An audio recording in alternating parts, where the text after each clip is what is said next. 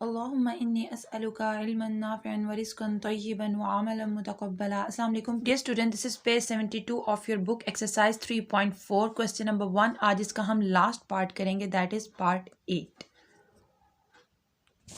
इसमें स्टूडेंट आपने एक बात देखनी है कि जब आप बुक में ये क्वेश्चन देखेंगे, ये स्टूडेंट ज़रा डिफरेंस नोट कर लें। जो क्यूब रूट पर 3 होता है वो रूट के करीब होता है 3, ओके। लेकिन यहाँ पर देखिए कि आपके पास ये जो है ये स्क्वायर रूट है, और ये जो 3 है ये क्यूब रूट का 3 नहीं है, बल्कि ये 438 पर पावर है 3, ओके। तो इस 3 में और इस 3 में डिफरेंस को महसूस कीजिए। और आपका यहाँ पर 438 पर पावर 3 है, ना कि इसके ऊपर, इस रेडिकल के ऊपर 3 है, ओके। तो ये इस रेडिकल की आपके पास अगर आप इसे एक्सपोनेंशियल फॉर्म में लिखेंगे तो क्या होगा 1/2, और ये जो 3 है ये इस नंबर पे पावर है, ओके। अब स्टूडेंट हम स्टार्ट करते हैं। Let x is equal to this number, ये आपको पता है। Taking log on both sides, तो हमने लॉग ले लिया। फिर मैंने आपको क्या बताया था कि लॉग अंदर कैसे डिस्ट्रीब्यूट होता है। लॉग जितने ऊपर वाले नंबर होते हैं उनमें प्लस के साथ डिस्ट्रीब्यूट हो जाता है, और जो नीचे नंबर होते हैं वहाँ पर माइनस के साथ डिस्ट्रीब्यूट होता है। तो हम लिख लेंगे log 438 power 3 plus log square root 0.056 minus log 388 raise to the power 4, okay student. आपको ये समझ आ गया होगा कि यहाँ पर मैंने जो 3 है वो 438 पर पावर 3 लिया है, और इसको क्या कंसीडर किया है, स्क्वायर रूट, ठीक हो गया। अब स्टूडेंट जो लॉग की प्रॉपर्टी है वो क्या है कि वो हमेशा पावर को स्टार्ट में ले आती है। तो 3 लॉग 438 हो गया। अब ये बेसिकली क्या था, दिस इज स्क्वायर रूट। तो स्क्वायर रूट की वैल्यू क्या होती है 1/2, पावर में 1/2, ठीक है। तो मैंने लिख दिया लॉग 0.056 पावर 1/2, और यहाँ पर भी 4 स्टार्ट में आ गया लॉग 388। अब स्टूडेंट 3 लॉग 438 मैंने वैसे ही लिख दिया, और इसकी पावर को मैं स्टार्ट में ले आई, और इसको भी मैंने एज इट इज़ नीचे लिख दिया। अब देखिए सबसे पहले हम बात करते हैं, यहाँ स्टूडेंट देखिए आपके पास जो ये यहाँ पर पॉइंट है, चूँकि पूरा नंबर लिखा हुआ है ना 438, तो पॉइंट कहाँ होता है पूरे नंबर में, एंड पर, ठीक है। तो अगर आप इसे साइंटिफिक नोटेशन में लेके जाना चाहें, पॉइंट की सही जगह पर लेकर जाना चाहें, तो आपको पॉइंट को कितने डिजिट जंप करवाना पड़ेगा, 2 डिजिट, ठीक है। और कहाँ से, राइट से लेफ्ट साइड पे, ठीक है। तो राइट से लेफ्ट की तरफ जाते हुए आप क्या लिखाएंगे, 2, तो आपने करेक्टरिस्टिक लिख दिया 2। इसी तरह स्टूडेंट यहाँ पर देखिए कि पॉइंट जो है इसे कहाँ होना चाहिए, एक नॉन ज़ीरो डिजिट के बाद, ठीक है ना। नॉन ज़ीरो, ज़ीरो के अलावा कोई 1 2 3 नंबर 9 तक जो है उनमें किसी एक डिजिट के बाद होना चाहिए। तो अब देखें कि पॉइंट को कितने डिजिट जंप करना पड़ेगा अपनी राइट प्लेस पर जाने के लिए, 1 और 2। तो इसमें लेकिन अब यहाँ पर लेफ़्ट से राइट की तरफ पॉइंट जो है वो जंप करेगा, इसलिए हम यहाँ करेक्टरिस्टिक लिखेंगे 2 बार, ओके। एंड सिमिलरली स्टूडेंट यहाँ पर भी पॉइंट चूँकि नहीं है यहाँ, तो इसका मतलब है पॉइंट एंड पर है, और अगर एंड पर है और उसे एक नॉन ज़ीरो डिजिट के बाद आना है तो वो कितने डिजिट जंप करके आएगा, 2 डिजिट। तो हमने लिख दिया करेक्टरिस्टिक 2। अब देखिए मज़ीद, अब आप क्या करेंगे, अब आपने अपने लॉग टेबल को ओपन करना है। 43 में जाके आपने 8 वाला कॉलम देखना है, तो स्टूडेंट वो आपके पास आएगा 6415, ठीक है। अब यहाँ देखें स्टूडेंट, आपने सिर्फ नॉन ज़ीरो डिजिट से देखना स्टार्ट करना होता है, ठीक है। तो अब आप 05 की लाइन में 6 को चेक नहीं करेंगे, डायरेक्ट आप किसको चेक करेंगे, आप 56 को चेक करेंगे। देखिए स्टूडेंट, अगर आप 05 को चेक भी करना चाहें तो आपको देखिए लॉग जो टेबल है ये स्टार्ट ही 10 से होता है, 10 11 12 and up to so on 99 तक, ठीक है। तो आप ऐसा यहाँ पर नहीं करेंगे कि आप 05 को नहीं, बल्कि यहाँ से नॉन ज़ीरो जो डिजिट्स होते हैं ना, वहाँ से आपने देखना स्टार्ट करना होता है। तो आपने देखना है किसको, 56 को। लेकिन 56 में कौन सा कॉलम, 56 में ज़ीरो वाला कॉलम, ठीक है, क्योंकि 56 के तो आगे कुछ भी नहीं था ना, तो हम ज़ीरो वाले कॉलम में चेक करेंगे। तो दिस इज 7482।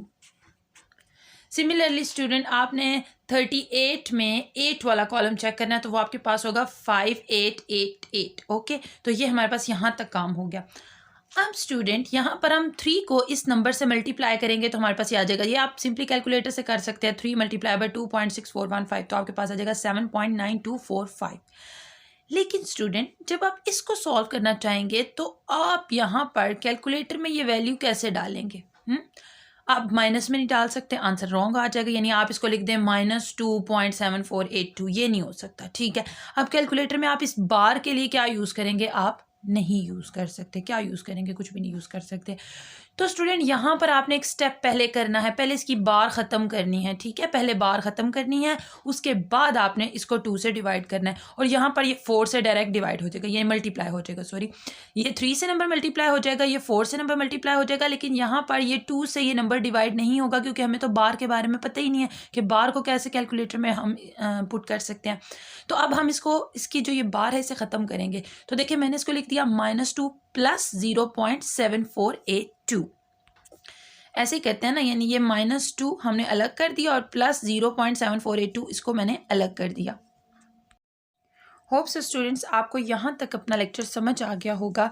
अब देखिए जब मैंने इसको सेपरेट आउट कर दिया -2 प्लस 0.7482, अब मैं इसको कैलकुलेटर में इसकी पुटिंग करूँगी, मैं बिल्कुल ऐसे लिखूँगी -2 प्लस 0.7482, तो मेरे पास आंसर आएगा, ये देखिए स्टूडेंट, -1.2518। ओके, अब बाकी जो दोनों नंबर्स थे वो मैंने अभी एज इट इज लिखे थे। अब ये चूंकि सिंपल नंबर है, इस नंबर को हम अंडरस्टैंड कर सकते हैं, हम कैलकुलेटर में इसकी पुटिंग कर सकते हैं, -1.2518। अब आप जब इसको डिवाइड करेंगे 2 से तो आपके पास आंसर आ जाएगा -0.6259। ओके स्टूडेंट्स, आपको पता चल गया कि बार को मैं डायरेक्ट कैलकुलेटर में पुटिंग नहीं कर सकती थी, तो मैंने बार को ख़त्म किया। कैसे ख़त्म किया वो आप अंडरस्टैंड कर आपको समझ आ गई है। अब देखिए यहाँ पर मैं अब सिंपली इनकी वैल्यूज़ कैलकुलेटर में डालूंगी तो मेरे पास आ जाएगा -3.0566। ओके, अब यहाँ जैसे ही माइनस जो है वो प्रोड्यूस हुआ तो स्टूडेंट आप इसका एंटीलॉग नहीं ले सकते, ठीक है, माइनस वाले नंबर का एंटीलॉग नहीं होता, तो आपने इस नंबर को प्लस वाला नंबर बनाना है, ठीक है, यानी बार हो सकती है बट आपने इसको प्लस में नंबर को बनाना है, ठीक हो गया। अब प्लस में बनाने के लिए वही ट्रिक कि आपने +1 और -1 को आपने इसमें ऐड कर देना है। अब -3 जो करेक्टरिस्टिक वाला पार्ट है उसको सेपरेट कर दें और जो आपके पास बाकी पार्ट है उसको सेपरेट कर दें, ठीक है। तो -3 अलग हो गया और बाकी क्या बचेगा, minus, student this is minus, okay, ये माइनस है, -0.0566 +1 एंड -1। अब माइनस वाले पार्ट को आपने माइनस वाले पार्ट में ऐड करना होता है, तो -3 -1 -4 और 1 में से जब आप माइनस करेंगे 0.0566 तो आपके पास आ जाएगा 9434।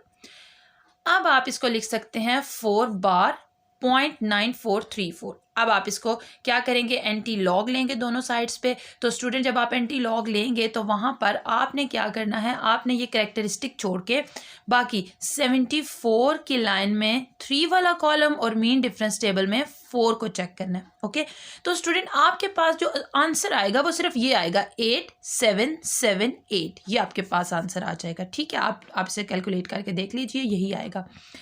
अब स्टूडेंट ये जो 4 बार है इसके मुताबिक हमने पॉइंट को सेट करना होता है। अब देखिए पॉइंट की जो जगह है वो कहाँ होती है, एक नॉन ज़ीरो डिजिट के बाद, तो यानी यहाँ।